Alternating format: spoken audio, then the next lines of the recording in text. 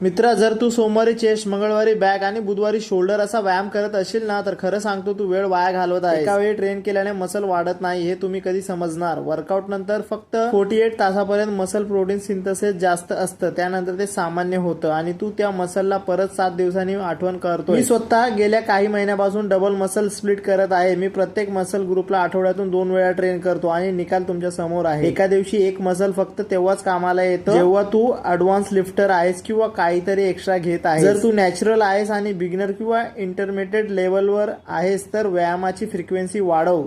Push pull leg, upper lower किंवा full body काहीही कर, पण प्रत्येक मसलला आठवड्यातून 2 वेळा हिट कर. यासाठी एक सोपा आणि प्रभावी वर्कआउट प्लॅन बनवला आहे जो कॅप्शन मध्ये दिला आहे. नक्की तपासा आणि हो, अधिक माहितीसाठी फॉलो करा. जय महाराष्ट्र मित्रांनो, आज आहे माझा दिवस 38वा माझ्या बॉडी रिकम्पोजिशनचा. जिम मध्ये होता आज लेग आणि शोल्डरचा वर्कआउट. तर सुरुवातीला barbell squat, leg press, leg extension, calf raises. शोल्डरच्या वर्कआउट मध्ये standing dumbbell press, lateral raise, pec deck fly, reverse. या व्हिडिओमधून तुम्हाला थोडीफार पण व्हॅल्यू भेटली असेल तर तुमच्या भावाला फॉलो करायला विसरू नका.